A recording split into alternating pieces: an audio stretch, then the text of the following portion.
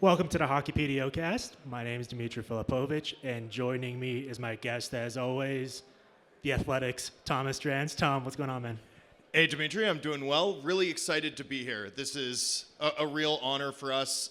And for everyone at the back, by the way, don't mean to interrupt your conversations, but once we do have Jared Bednar here, let's try and keep the socializing to a minimum. Not for me, but out of respect for our host and the head coach of this hockey team that plays in this building. So if you're going to socialize, maybe head to the wings.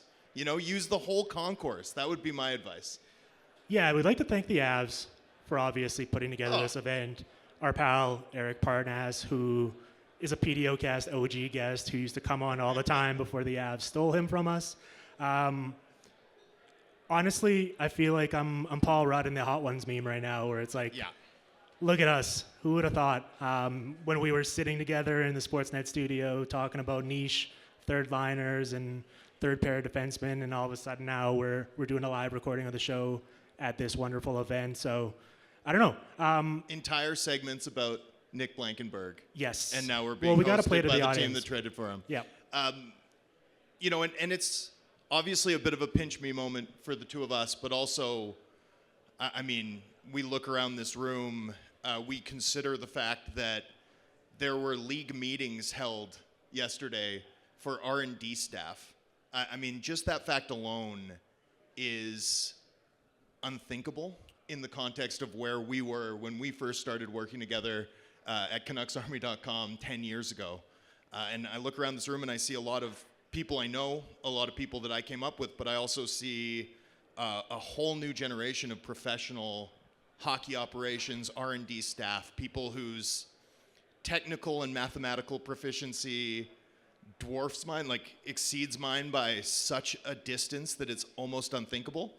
I'm sitting up here looking around and I'm thinking, well, I'm the dinosaur now, for sure, locked in. But it's amazing to see the rate of change, and it's amazing that a gathering like this can occur, especially the day after league meetings discussing this topic. I think that's a pretty amazing milestone, like a sign on the sort of road that really marks just how far we've traveled. Yeah, we were talking about this earlier. When did we start? In like 2010, 11 or so? And we were scouring behind the net at the time, citing Corsi Rel and all that sort of stuff. And now we've got conversations about AI and the application of that, and microtrips and all the tracking data and everything. So it's remarkable how far we've come. I feel like, if anything, all the people in this room, their abilities have far exceeded our own capabilities. Absolutely. But we're going to make the most of it here. So I know everyone here is waiting for the main event, Stanley Cup winning coach Jared Bednar, and he will be joining us in the back half. We've got about 30 minutes or so before that to kill. And I thought an interesting conversation for us to have would be, you know, in thinking about this event and where we're at this point in time in the NHL, what a fascinating crossroads it is, both in terms of the on-ice product and how much it's changed over the past couple of years, with teams being so thoughtful about how they create offense and really hunting out specific scoring chances and almost caring more about the actual quality of the looks they're creating as opposed to the quantity that you and I came up with. And then certainly a lot of the conversations we've had about off the ice stuff in terms of team building and personnel decisions and the cap going up this past summer.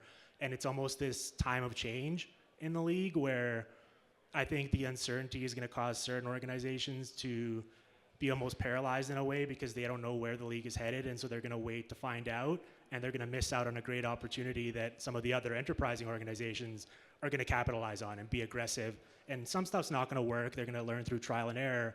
But an organization like the Avs, who is having us here today, I'd classify as one of those enterprising organizations. And so maybe we can get into both the off-ice stuff, but also the on-ice product. Yeah, I mean, they've clearly demonstrated that by showing us their great taste in podcast hosts to do a live show at their conference. So enterprising indeed. You know, you bring up behind the net, and you bring up a really important term, which is trial and error, right? And, you know, I remember when I first started really paying close attention to this, right? When I was reading the irreverent Oilers fans' message boards, and, you know, amazing that some of the original posters there, multiple original posters there, have Stanley Cup rings now, right? It's amazing that it's happened twice. I think about this moment that it sort of clicked for me, where in a league where percentages were relatively fixed, where you could dependably count on goaltenders to stop 91.9% of shots faced at 5-on-5, right? That in that environment, possession, volume, the ability to control play, which was shown to be the most repeatable thing, was also the thing that, we decided, tested, saw was sort of most important and somewhat undervalued. And that's sort of the edge that we focused on. And I think there's an interesting sort of dynamic where some of our understanding of hockey analytics, at least in its infancy, was shaped by the context of the league at that time. And as you alluded to, that context is shifting. We now live in a world where teams don't reliably, on average, get 90% save percentage in aggregate, where the value of every shot is higher. And that's partly by design, that's partly as a result of innovation. I think a big part of it is skills development from the individual players themselves. I think some teams are aiding in that. I think some teams aren't aiding in that as much as they could. I think it's a complex sort of correlation of forces that are changing the game, and we have changed with it. I mean, Sportlogic's tracking data, the way that we look at inner slot shots, the different things that we weight and value, I think reflect that. And now I feel like we're at this sort of other sea change where, because we've basically had extraordinarily limited cap growth in the system for much of the last decade, if we're being honest, especially relative to what we've seen in other leagues, what we've seen in the NFL, what we've seen in the NBA, so much of our data-based player analysis in the public sphere, talking as a media member myself, has been focused on identifying those undervalued players, right? Which player that's going to cost $1 million on July 1st can actually play on your third line and be additive. And what's fascinating to me about this moment is it feels like the task ahead for teams, for people using numbers to talk about the game, or for team R&D staff, it's less about finding the $1 million player who can provide $2 million worth of value, and more about finding the guy before they're a guy, right? You're almost aiming a little bit higher, or I think you have to. I'm thinking about, your Anthony Mantha type, right? Where it's, you pay him, and if you get third line contribution, great. But the upside's there for him to be a 30-goal scorer, for him to be a real difference maker for your team. Or I think about, and to go back to the Pittsburgh Penguins, the Yegor Chinakov trade, where you pay a couple assets, a couple futures, but you get a player who, has a chance to be a top six guy, maybe a top line guy. And with the work rate that we've seen from him over the course of this season, even if the finishing regresses somewhat, he's got so much dog that it looks like they'll have a quality top nine piece for a long time to come. So I think that shift, both in terms of how we think about the importance of volume, the importance of efficiency, the ability to be more efficient than your opponents and sustain and win by being more efficient than your opponents is sort of a big difference from how we were thinking about the game even 5 years ago. And I do think this sort of higher bar too for what represents a value signing is going to be, I think, something that tests like the hockey commentariat, the conversations that people have around player transactions over the course of the next few years. Yeah, we saw the first kind of wave of this past offseason, obviously, with the first cap spike. And not only were we lucky enough to have Jared Bednar on today, but later we'll also be recording with GM Chris McFarland. And so maybe we can ask him more about this because he's going to be going through it with the Avs. But you've been talking a lot about how teams are facing different decisions now atop the league, where previously we were so conditioned to believe that a team would win a Stanley Cup or compete for a Stanley Cup, push all in, and then all of a sudden be backed into a corner against the cap where they would have to, by nature, be priced out of certain valuable contributors or have to shed parts just to fill out an active lineup. And that's not necessarily going to be the case moving forward anymore. And we saw that from the Avs in terms of their approach at this year's deadline, where they go out and they add Nazem Kadri, who certainly has term on his deal, even Nick Waugh, who has an extra year on his deal. Right.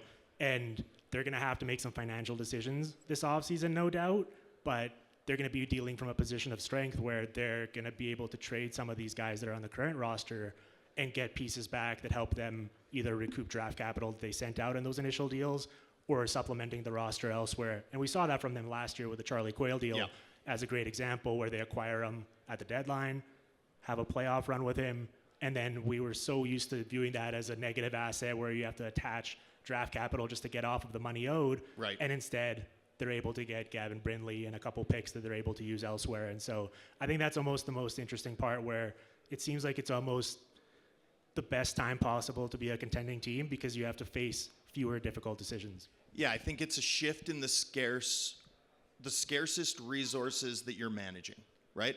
And again, a lot of how we've developed some of these tools, data-driven tools to measure player value, I think have been filtered through this lens of how do we maximize value under the salary cap, right? Because cap space, clearly, was sort of the most important resource, and you saw that reflected in trades. You saw that reflected in the fact that certainly during the most rigid austerity of those flat cap seasons, I mean, you saw teams get first-round picks in exchange for buying out Patrick Marleau. That netted the Carolina Hurricanes Seth Jarvis. That's hardly the only example. You saw how stretched teams were to make every dollar count, and that created a whole variety of avenues for teams to improve, because it's not just your own free agent decisions. It's not just, oh, well, now Florida can re-sign all of Ekblad, Marchand, and Sam Bennett.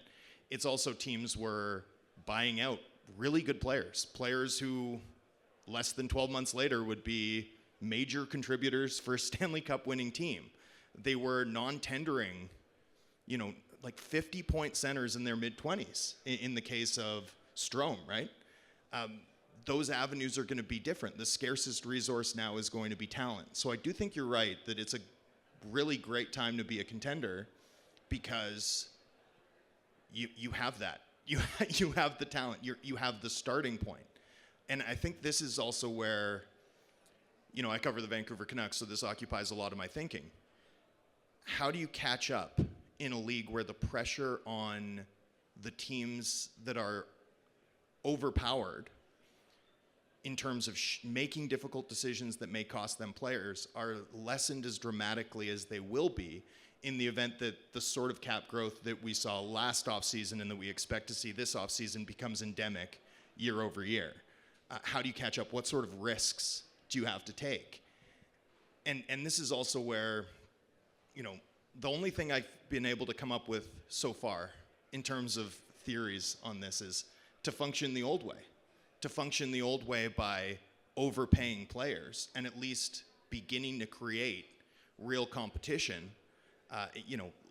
Like back before the salary cap, no matter what, the Toronto Maple Leafs would always have the best version of the fourth line center, right? The best version of the fourth defenseman. Now, that didn't always matter competitively for them because they weren't necessarily drafting as well as they need to or whatever else. But in terms of that baseline level of talent, they'd win the bidding for those players. And if we get to a point where half the league is functioning more based off of internal budgetary constraints than cap constraints, how does that change the sorts of decisions you have to make, especially if you're looking to accumulate versus, for example, what Montreal was able to pull off across the last few years, where you could use your cap space to sign Tyler Toffoli. He'd be a good mentor for your young players. Then you flip him. You get paid to take Sean Monahan. Then you get paid to trade Sean Monahan. Those routes, I expect, are going to be far more difficult to execute. And honestly, I'd say the Calgary Flames, who were in town yesterday, are sort of an example of it, where they took on Strome from the Anaheim Ducks. They had to pay for that privilege. I still like it as a bet to resuscitate his value, have a good leader around during a rebuild, sort of replace the veteran center gap that they lost when they dealt Nazem Kadri here. But also, you're only going to get paid once out of that transaction as opposed to twice, the way that Montreal was able to just 3 years ago. And I do think that change illustrates sort of the shift in the scarce resource management environment and how much harder it is going to be to accumulate talent. Like, that's going to be what's so prized here. Do you think it's fair to say that we're also reaching a point where not only having a strong pro scouting staff, but even strong R&D staff, like many that are in attendance here, is going to become an even bigger competitive advantage, just because I feel like we went through such a long period of time where contenders would do such cookie cutter type deals every year towards the deadline, where it would be, look at the list of impending UFAs, trade a first and a prospect for them, have them for the playoff run, and then they go sign elsewhere. And we're not seeing those deals anymore, partly because a lot of the players who otherwise previously would have made it to the market have signed long-term since to capitalize on the current CBA. But also teams can retain a lot of those guys and keep them and give them extensions before they ever hit the market. So now you get to a spot where an organization like the Avs is needing to lean on identifying players who have future money owed to them in term that are going to be good fits for them. And obviously they have the familiarity with Kadri and the fit always made sense. But a Nick Waugh, for example, also fits in there. So all of a sudden now you're going to have to be more creative, but you're also going to need to lean on your staff a little bit more to identify those players. And it's not going to be necessarily as obvious. Like, you're working from a bigger market in a way because it's pretty much everyone in the league, but now you have to pick and choose more selectively. Yeah, I think what you're getting at is something that Eric actually mentioned in his opening remarks. This idea that we're programmed to recognize patterns, naturally through evolution. Human beings are mimics fundamentally, like recognition of patterns and mimicking patterns and filtering our worldview through familiar structures and patterns is how we're programmed to think. And I think that's where a lot of the same sort of rigorous ability to challenge preconceived notions that's kind of at the heart of what we're talking about sort of comes to the fore. It's just through a different device, right? During sort of the last decade of flat cap hockey or relatively meager cap growth, we got used to evaluating moves and the behavior of contenders and sort of reacting to trades, signings, in not a cookie cutter way, because I don't think that's fair. I think teams were doing really intelligent stuff, and we recognized it largely. But I think over time, we've gotten used to the way that looks, right?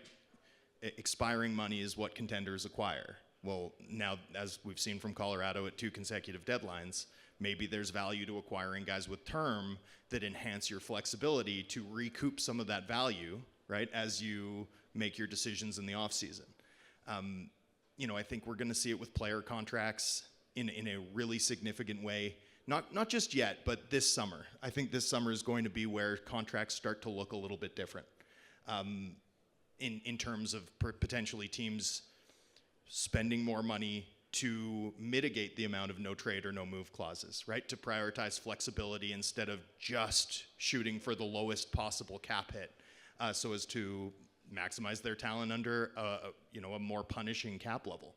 I think that's sort of where the change is going to come, is a lot of the problems that folks in this room are going to be trying to solve are the same problems that hockey teams are always trying to solve. How do we get the best players, as many of the best players onto our team as we can in a highly competitive league? But I think the format, the almost like the medium that those decisions are going to be expressed through, I think are going to look a lot different, maybe be warped a bit by a rapidly changing environment.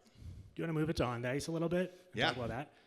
So something I'm really interested in is, you mentioned the current landscape for goalies and save percentage, and it's all the way down to 896 as a league average this year, I believe.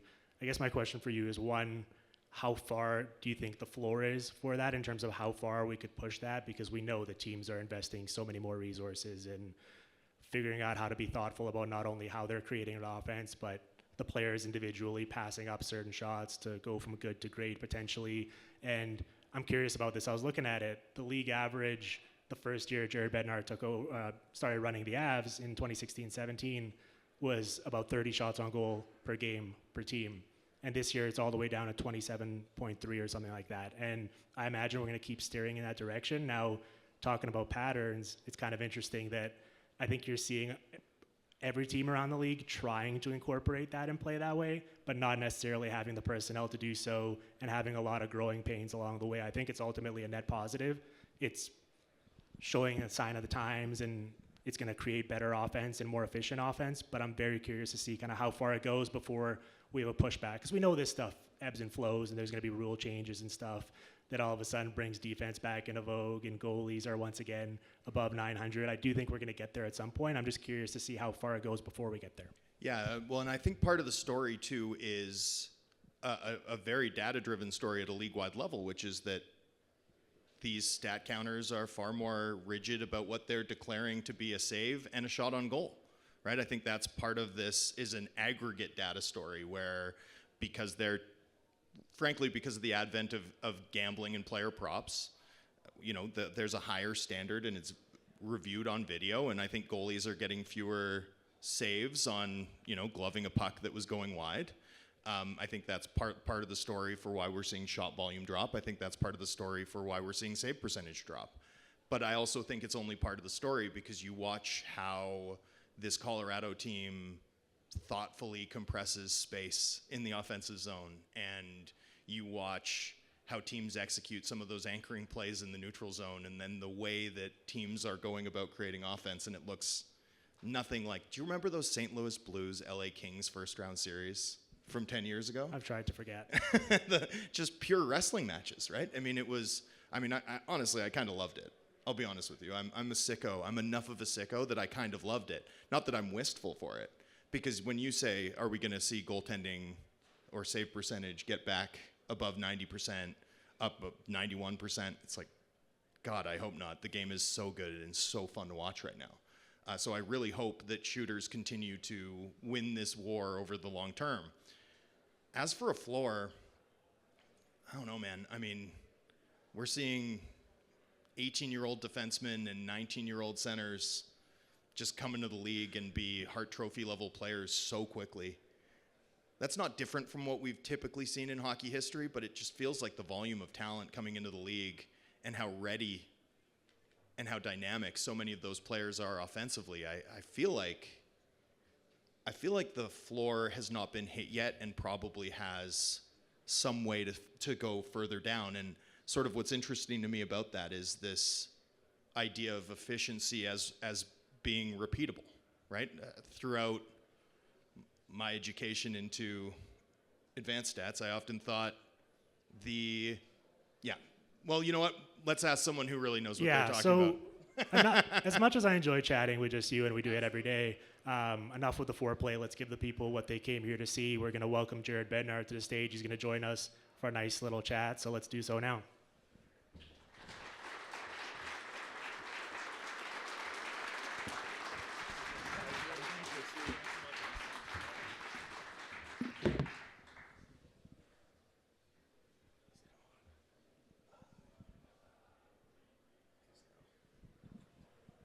Hi, everybody. Jared, welcome to the PDOcast. You're continuing a nice little trend here. I don't know how we got ourselves into this spot, but we most recently had Spencer Carberry on in terms of NHL head coaches, and we're really dipping into the South Carolina Stingrays, Rolodex, Ryan Warsofsky, your next brother. A lot of stuff I want to talk to you about. We got about 25, 30 minutes with you today, so let's dive right into it. I want to start off talking about kind of the journey you've been on with the Avs organization and the longevity you've enjoyed at the position, first joining the team in 2016-17, this being your 10th year now, second longest tenured coach in the league. What you went through that first year with the growing pains and the struggles the team had, working your way up progressively in the contention window to ultimately winning a Stanley Cup in 2022. Have you had a chance to kind of like reflect on that and sort of going through all of those steps along the way and sort of some of the different tasks that were involved for you as a coach and in managing the team based on where they were at given good points? Yeah, well, first off, I feel, number one, very fortunate to have even survived that first year. As you know, it's not a forgiving league when it comes to lack of success. So fortunate for that ownership, management team, just having some patience and sort of understanding where our team was at as a whole and where we were going to try and get to and start getting younger and sort of rebuild our club. And, one of the most fun years we had was probably that next year. No expectations, a whole new group of guys, young group of guys that were full of energy and passion. And, we came out of the gates and just started playing some exciting hockey right away. Like, I think Joe and Chris, they had a vision of what our team needed to look like and what we wanted it to look like. And, throughout the course of the years, they just went out and acquired players, drafted players that sort of fit that style. And it was a style that I liked and wanted to coach, an exciting brand, a fast brand of hockey. And, so it was fun. It was exciting. We had nothing to lose, and over time, expectations and the growth of our team. There's different challenges along the way. When you're playing with no pressure and just trying to get in the playoffs, it's one task, and you accomplish that, and you're moving on to trying to win rounds every year, and then trying to win the cup every year. Your team manages that well on some nights and some years, and other teams not so much. So those are kind of the challenges along the way. From a standpoint of our identity and the way we want to play, it really hasn't changed much. Structurally, our game's the same. Tactically, it's grown, but it's still very much the same premise that we had going back 9 years ago. It's just, how do we do it better, sustain it longer, be more consistent in what we're doing, and trying to just fine-tune things along the way. And I've been fortunate that it's not only me here a long time, it's our management team, it's a lot of our star players that we got. I've been with those guys a long time. So things that have changed, I'd say there's a lot more give and take now. They've developed into star players and guys that I trust deeply, and hopefully they do the same with me. And so there's a lot of give and take, a lot of conversations that they have an active part in the way we play and what they want to do. And so there's a lot of communication there, and just trying to get back to the top of this thing as fast as we can and sort of repeat 2022. To stick with that first season, sorry. Yep. But we were talking about trial and error before you joined us. Yep. And when you reflect on the difficulty that you experienced, do you look back on it as a useful learning experience? Was there something, even if it was just personal resiliency, that you sort of took from that season that has informed or fueled sort of your long tenure and success since? Yeah, I think number one, like, you have an idea on how you want to play and how your team wants to play, and I feel like even that year everyone was bought into that. I don't think we had the ability to basically do that. I go back on some conversations I had with Joe at that time, and he's like, there's a handful of key guys here that you really want to focus on, spend a lot of time with, and we have a vision on where this team's going to go, and I want you to kind of stick with that vision and keep pushing that narrative, and we'll see how we grow. And there's a mental toughness there that where you have to really believe in what you're doing. So there's a lot of work that goes into that, because you're questioning everything when you're playing on a nightly basis, and you can't get the 2 points, and you have to push through and keep selling it. And at some point, the season is lost, and you still got to keep grinding. For us, that was a long period of time, which was very difficult. But then the next year, when you kind of come back with a lot of the same things, and you explain why you believe in them deeply, and the way you want your team to look on a nightly basis, and the players like it and they're excited about it, and then you start having success, it becomes an easier sales job and an easier job to do to get them to continually buy into the things that are giving you success, because they're seeing results. And but that was a tough year, and it was a year that we used as fuel, not just me, our players, our management, everyone on just like really digging in and seeing how quickly we could become a team that needs to be reckoned with. I'm curious, just to last one on this subject, but I'm curious too about, in the context of best practices, tactics, you talked about sort of constantly implementing them, having the space to fail, right, which we don't often see in this league, as you note, having the space to fail. when you reflect on that time for this organization, and even in a wider context, right, where you replace Patrick, and this club had a false start, and Joe had the opportunity to improve, to fail, to figure out exactly what it looked like to be the Colorado Avalanche that we see and watch today. What role does that space play, I suppose, in, not perfecting, because you never get there, but in developing as distinct a style of hockey as your team seems to play nightly now?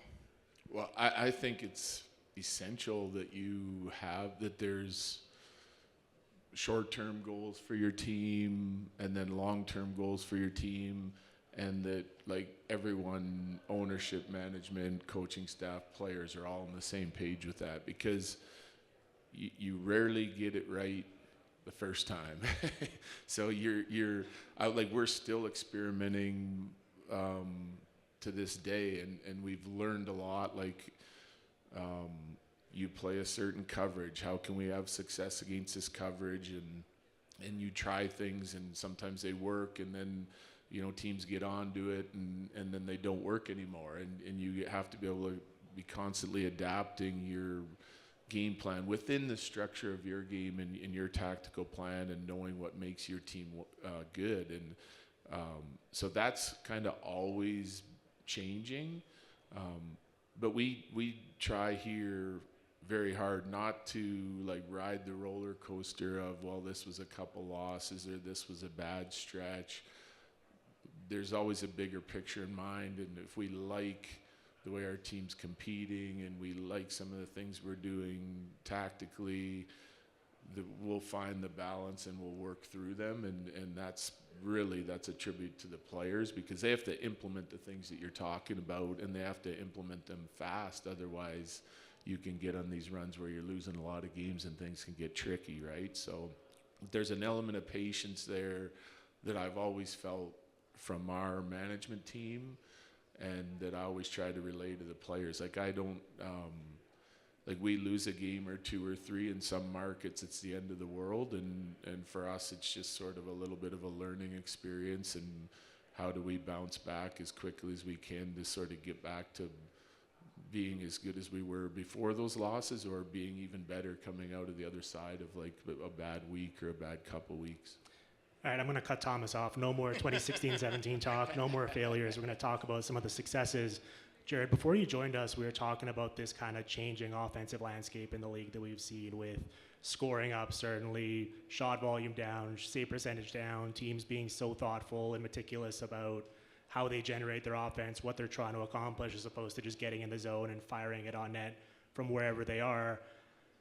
You guys have been kind of on the forefront tactically with a lot of the stuff you've done, whether it's the quick regroups in the neutral zone to get that second wave of transition offense, or even in zone, kind of how you force the defensive coverage to cave in on itself through sustained pressure and working your forward into the high ice, and allowing your defensemen to pinch down low and be involved in the play and all that sort of stuff. You mentioned earlier some of the tactical stuff and how you're not necessarily trying to reinvent the wheel, but keep adding layers to it. I want to get into that a little bit, because you've been doing this for a long time now. You've been playing this style of hockey for a long time, have enjoyed a ton of success doing so. Where do you kind of see it going moving forward in terms of what like the next layers are to that, and kind of what you're going to try to accomplish as the league around you tries to keep up and kind of join tactically what you're doing?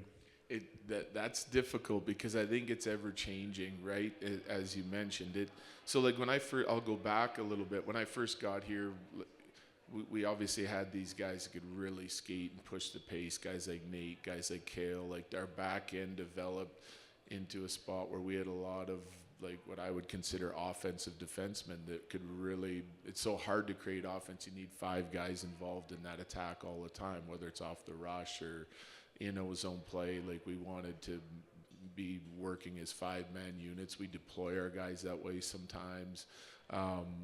So we knew we wanted to like get going north quickly with good support, and out of every situation, whether it was a breakout, a D-zone coverage breakout, a D-zone face-off breakout, a neutral zone regroup, a neutral zone face-off regroup, all of them. Like we wanted to be hitting the offensive line, looking the same way, being the most dangerous as we could possibly do, and try to repeat that as many times a game as possible. And then we got really good at that, okay? One of the most dangerous rush teams in the league for years. And then we were in a little bit of a rut, looking like segments and through the course of a season, end of season reviews with the analytics team, like that we would spend a lot of time in ozone play, but we weren't quite dangerous enough. Like we were a good possession team, we were making good decisions, but we weren't creating this sort of expected goals for that we wanted to create with that time. We weren't as efficient as other teams. Now there were strengths to that, there's weaknesses to that. Can we find a balance? And we started to do that. And so part of that, like I feel like we were one of the first teams to run 3 high a lot. Like Nate would end up between our D at the blue line, attacking downhill a lot. And we had a ton of success doing that for 1 year, then the next year, and then teams started to take it away. Everyone started doing it, and I'm not saying we were the leaders in that, but a lot of good teams were doing that. And then teams just figure out the coverage, and it becomes less dangerous, and now you're just standing around on the perimeter, So we still use that tactic. We just don't use it near as much as we would before. We use it out of certain situations in coverage. We found that, like, when you study the numbers and you watch our team play, there's a rhythm to our offense that we needed to low cycle more. Like you see a lot of teams, they low cycle, they're jamming it to the net. It's hard to play against. Okay, well, so we need to be able to implement that into our game along with some of the stuff we're already doing. So we find a balance on that, and our numbers start to increase. We start to score more in ozone play.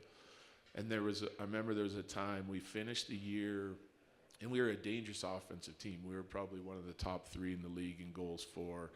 And our interior low slot chances, the gritty area goals, the deflections, rebounds, we were like 27th in the league.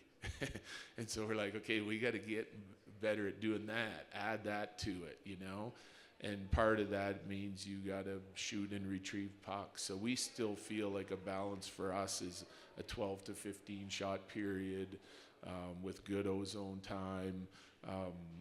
And you're going to see a little bit of a mix of everything. When we're shooting, we're a good retrieval team.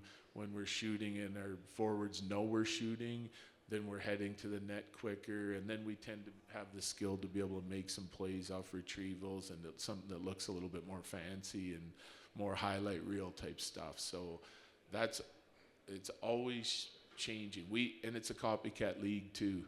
We'll see, pick a team, Vegas, pick apart a coverage in a different way, and we'll be like, we can do that too. And that comes from our staff, that comes from our analytics department, and that also comes from the players. Like we'll come in the morning and someone will come in, did you see that goal Vegas scored last night against LA? And we pull it up and we talk through it, and we get together as a group, and the players try things on their own that they see. They get together with their line mates and watch the goals and just figure out how to be more productive. So it's sort of an all-in like atmosphere there, and everyone's able to come in and share ideas, and we take them all seriously. Yeah, I've been talking about this a lot all year. It's funny you bring that up, where every team in the league now is trying to explore that high ice and offensive zone and letting their forwards make more kind of what would be viewed as high-risk plays when there's a defensive stick, and we know teams are pressuring higher in the zone now as well and being more aggressive defensively. And so not everyone has a Nathan McKinnon or a Marty Natchez up there making that play, and all of a sudden it's led to a lot of pickpockets high in the zone, leading to a breakaway or a 2-on-1 going back the other way. And so you're seeing some of that trial and error in terms of the trade-off as everyone around the league kind of tries to figure out how they could do their own version of it. No question. And then there's also, like for us, I trust our offense. I trust that we'll be able to create against the different coverages. But you have to. There's a responsibility there too. It's if something's covered, it's not just we're gonna make this hope play up top and risk turnovers and odd man rushes against. We talk a lot about, decision making under pressure in those situations. What's option A? what's option B, and like what's your bailout plan, and positioning and responsibility of the guys away from the puck. If they read that we have full possession and eyes up, what are you allowed to do? And if he's under pressure and it's a 50-50 puck, where do you need to go to start thinking defensively? So, that again, going back, we were also a team for a while that outscored our problems. On the defensive side, we were too high risk, and over the years, like we've found that balance where we want to make plays, we trust our guys to make plays, but if it's not going good on any given night, then what's the next step we're taking? So we're also a responsible defending team as well. When I watch your team play, one of the things that stands out to me the most is how disciplined your group seems to be in the offensive zone, with just compressing space, like at the Bowman line sometimes when you can manage it, especially if the shift gets extended, if it's a heavy shift. And I mean, honestly, sometimes all three forwards sort of very close to the slot. Like it's a very small amount of space that it seems like your group attacks. I don't know how you refer to it, how you coach it, but I'm fascinated to hear. I'm fascinated to throw this at you and just sort of see what you'll disclose. Well, some of it comes naturally, like just as you extend shifts, teams tend to, everyone wants to protect the house. A lot of teams are sitting in there more, and we just played Winnipeg, and they sit in there tight, and they allow Hellebuck to, see a lot of shots. They block a lot of shots and make it tough for you to get inside. So you're in some coverages, you're already kind of trying to squish the zone so you can score from some of the areas, even if you're on the outside. I find my belief is that when you're shooting and retrieving the puck, when you're using your points and you've got a good net presence and your points are unloading the puck to the net, you can force teams to spread out a little bit, and then we'll find space underneath, and the forwards can cram it into the zone. Again, it's a balance. Some nights you play the same team one night and you'll have a ton of success with it. You'll play them again the next night. Their system hasn't changed. There's no real differences, and then you don't have success. So that's why I feel like having different options and different things and that layered offense that we talk about can really help you, because you got to take what they give you too, so that decision making and talking about that decision making, well, can this guy just move here and draw a guy out there? As you get to play teams over and over through the course of the regular season, they're getting better at defending you, and you need to get better at sort of picking apart their coverage as well. I'm curious how you view your role as somewhat of an intermediary between the front office and the management group and then the players, especially when it comes to the flow of information, whether it's after a game, certain things you're looking for before you can go into the tape, what you're communicating with the players, whether it's after a win where you're really happy with the performance, or whether it's after one where maybe you saw some stuff live that you weren't necessarily a fan of or you want to work on when you have a chance to do so. Kind of how some of those conversations go, what you're looking for, and then how you're picking and choosing what you think is most valuable, or I guess most relevant to disclose and to share. Well, number one, I've always been really impressed with our management, because they're down after every game. They're always around. They're accessible to our players. Our players talk to them all the time. Whether I'm there or not there is irrelevant. They have relationships with all their guys, and their guys feel very comfortable sharing information with them, and vice versa. So I find that leads to everyone being on the same page. But our management team comes down after every game. We discuss the game after every game. The one thing is they never come down and are critical. They might be frustrated with the way we played or really happy with the way we played, but we never really dig into the game or things after the game, because emotions tend to be high. Naturally, I don't really ride the roller coaster anyway. If I'm mad after a game, great. If I'm happy, great. But I never really kind of get into things that are too emotional after the game. One thing you might find interesting is I don't go into our room after the game. Like I know you said you had carbs on. They've got all their post-game like videos and all that. I don't go into our room at all. Win or lose, rarely. If I go in, it's because someone hit a big milestone, or it's like we've lost a bunch in a row, we've rebounded. If I want to send a message right then and there, I do it. But to me, that time is for the players. It's they have a big win, celebrate it with each other, enjoy it. Families come in. If we have a loss, the last thing they want to do is hear me critique their game, 20 minutes after it happened. So I don't go in, win or lose. I like to take my time, go through my stuff, be very prepared and thought out. I have our analytics, our game tape, and so when I do my reviews, it's the next day, and I can talk about it clearly with emotion out of it. And that's something that I've just kind of got away from going in there after the games. But so everything is relayed the next day on how we played and what we wanted to look like, what we liked, what we didn't like, what got away from us. Because I'm already critiquing that game and changing things in between periods. I do go in then to give them information as fast as I can get it. They get it. If it's on the bench, if it's in the intermissions and that. But once the game's over, it's too late. Does that reflect an evolution for you, not just in terms of your approach to coaching generally, but your approach to growing with a group, that you've had this sort of long-term coaching relationship with? I think so, yeah. Because I used to go in like in the American League and in the ECHL, and it's fun to go in and celebrate with the guys, right? But they don't need me in there to do that, and they certainly don't want to hear it from me after losses. Like, I think sometimes there's important things that you want to say, but you're not playing again right then, so they can hear it the next day, and it's probably clearer heads. Guys are more receptive, like it's a game review meeting in the morning before practice, and you can talk about things, you can discuss things, you can make your points, whether it's, great job at all this, or, this was horrendous and we need to be a lot better,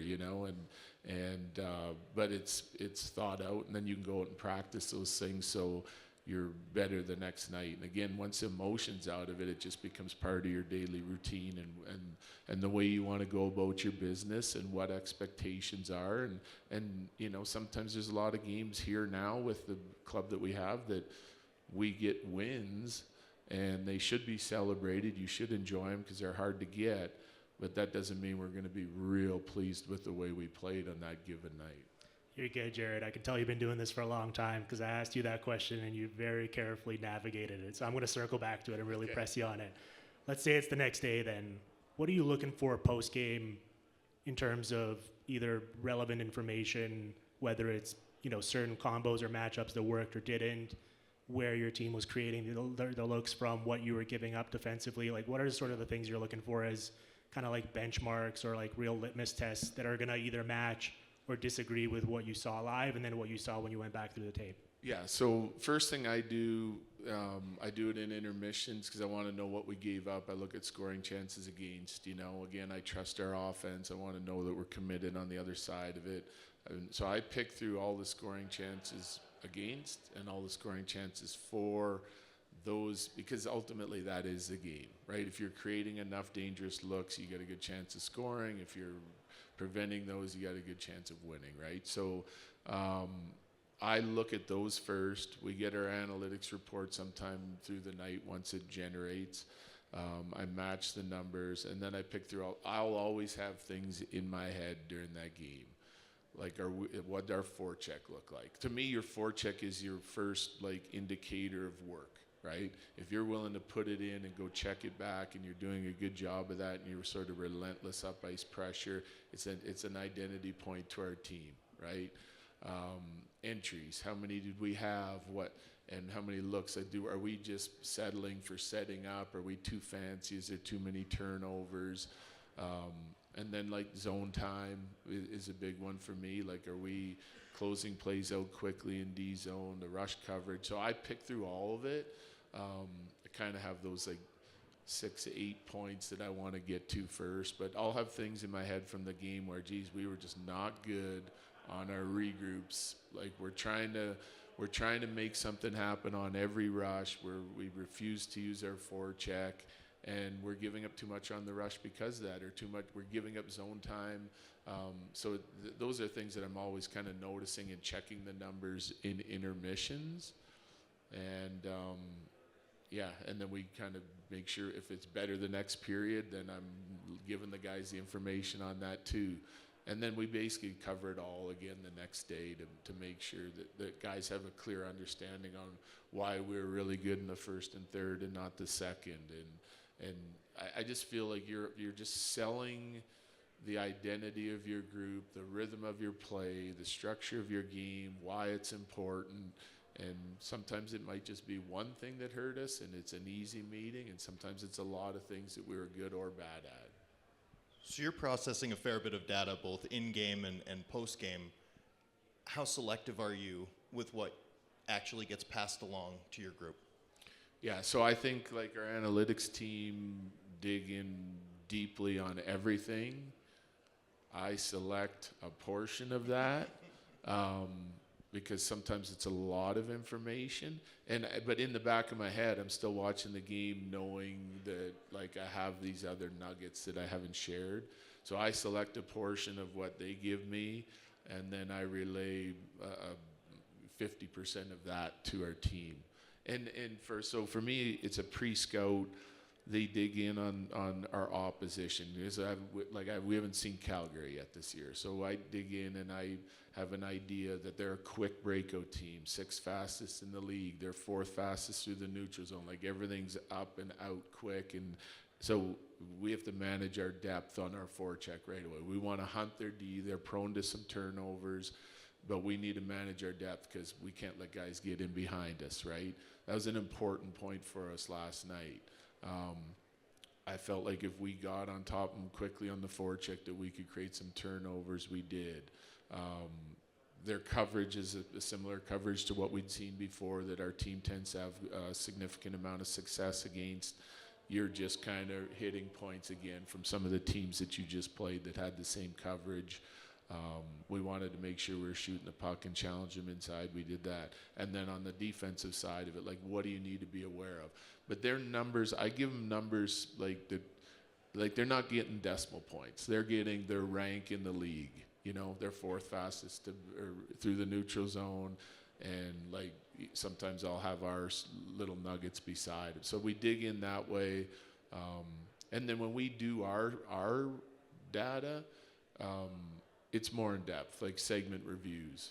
I don't get too worried about, like I said, the 1-2 games a week, whatever. But when you've got through 10 games, well, we want to try and be top 5 in everything. So if there's something that's like, if we're not scoring, we haven't scored enough goals in a segment, and I'm noticing that we're just not, doesn't seem like we're shooting the puck enough and we're not getting inside enough. Generally, when the numbers come back, all of a sudden we've slipped from 4th or 5th in the league in low slot chances to 27th. And guaranteed I've got a lot of video that can match that. When our D are shooting, we're standing around on the perimeter, everyone wants the puck. So you know that's not a recipe for success. Like, our numbers are going down because of it. So I sell it to our guys, and where I'll give our guys a lot of credit is over the years, it's not like when I address something, it's generally the next night. Now, the next night I'll check it. I'm like, that was enough interior chances to put us 1st in the league. You know, if we do that every night, that's 1st in the league, not 27th. They fix things and implement them very quickly, which is why I think we've had so much success this season. Well, based on my viewing of the game Monday night, I think it was a very effective pre-scout by you in preparing for the opposition. Let's end with this. We've got a couple minutes left. You know, we talked about your longevity and your tenure with the Avs and how long you've been there. As a byproduct of that, there's been a lot of roster turnover along the way, right, via trades and free agency and bringing you guys in, especially it feels like the past couple years with bringing in Marty Nages last year and Brock Nelson, now bringing in Kadri and Nick Waugh. You mentioned the identity as well that you've kind of established and like the infrastructure or offensive environment and the way you play. I imagine part of it is it's easier to drop someone into that considering how already well defined it is and how you have a lot of the drivers of that success already on the team. But I'm curious in terms of like how you view that from either a challenges perspective or an exciting proposition when you find out you're acquiring a player and then figuring out how you're going to unlock them and get the most out of them and what you can do with them given your tactics. Yeah, so it is easier. There's no question because we've got a team of there's a very business-like attitude with our team. At some years maybe too much. You got to enjoy the game as well. You start training camp and you only have one goal here for the last half a dozen years, but it's going to be a long road to get there, right? So you got to enjoy the game, you got to lighten up, but they're still very regimented in what they do. It's just the sort of nature of the guys that we have. It's a focused group, it's a determined group, and the second you kind of walk into our room as a new player, you feel that. So I do feel that the players help drive the commitment quickly from everybody else and the expectations from everybody else. Now, the new players can handle that differently. Sometimes the players might be overwhelmed or uptight or play like they're, scared to make a mistake. And so I try to be very clear with our new guys, this is what I've seen out of your game in the past. This is how I think you can help us. And then I let them play for a while. I'm not going to them every night. 5 games in, I'll pull a guy like Nick Waugh aside. Hey, you're doing a great job on the defensive side of things, but I've seen you be more dangerous offensively. Lighten up a little bit, take a few risks, so that's my message, and just so they feel comfortable being themselves. You're not acquiring a player to try to just get them to do a specific thing. You want them to do what they do best. So they got to feel comfortable doing that. And when you're the later in the year that you add them, and depending on the pressure that's on your team at that time, it can make players tighten up, and you want them to feel comfortable and loose and playing instinctually as quickly as you possibly can. So that's kind of my job, the assistant coach's roles, just really sort of digging into our new guys. Number one, that they're clear on the structure and what the expectations are, and then you got to go be yourself and feel free to play. I got one more for you before we let you go and close out this live show for the PDOcast. Last year, you guys wind up using 43 different skaters, kind of trying to figure stuff out on the fly with injuries and roster turnover, totally remodeling your goalie room. This year, certainly you've been in pole position pretty much from start to finish at this point. I know the value of, especially after how last year ended, securing home ice throughout and how good you guys are playing here at Ball Arena. How do you sort of view getting the most out of this regular season when you know that your goal is winning the Stanley Cup, getting back to that mountaintop? That's ultimately how you're going to judge whether this season was a success or failure for you. Kind of how do you navigate all the steps along the way to make sure you're optimizing the regular season and getting the most out of it while you have this time ahead of you? Yeah, so winning and securing first is very important to us. It was a goal that we had at the start of the season. So we don't want to leave points on the table with too much experimentation. Having said that, I relay it to the guys. Listen, Mac, you're not playing with Marty tonight. Marty's going to play with Nelly. I know you can play with Marty. I know you want to play with Marty, but I'm going to move them down. We're going to see what, we want familiarity so we can be flexible come playoff time. We did it in 2022. We had the way it just kind of was working out. We played Mac with a set of wingers at home, and we played him with a different set of wingers on the road because of the matchup. And we did that a lot in that playoffs, and it was very beneficial to us. I don't want them jumping on those lines for the first time. Plus, we've got a lot of new players. So we're trying to find the chemistry. I love the way our fourth line's playing. I know what that's going to be. What do the other 3 lines look like? How sometimes a change that maybe doesn't make sense in your head you put someone there and they find chemistry, or you add something to a line that you're not expecting, and it can work out. So I'm playing with that now already. We've been doing it with our D pairs a little bit earlier because we're very comfortable in the way they kind of line up. And that's worked out well for us. It hasn't dropped our production, and we're going to continue to do that through the course of this regular season. Just sort of play around with some things, knowing that when games get tight, I can always go back. Which I basically just did that twice against Winnipeg. Flipped them and then flipped them back in 2 straight games. And then we put Marty back with Mac yesterday, and obviously they had a big offensive night. So there's a little bit of give and take on that right now, just to be as prepared as we can possibly be for the start of playoff. All right, well, we got to get out of here before they start playing the Oscars music and kicking us out. Jared, I wanted to thank you for coming on and taking the time. I wanted to thank our pal Eric Parnas for setting this up, and for all of you out there listening for joining us. That's all for me. Thank you, Tom, for joining me as well. My pleasure. Let's give it up for Jared Bednar. Thank you, guys.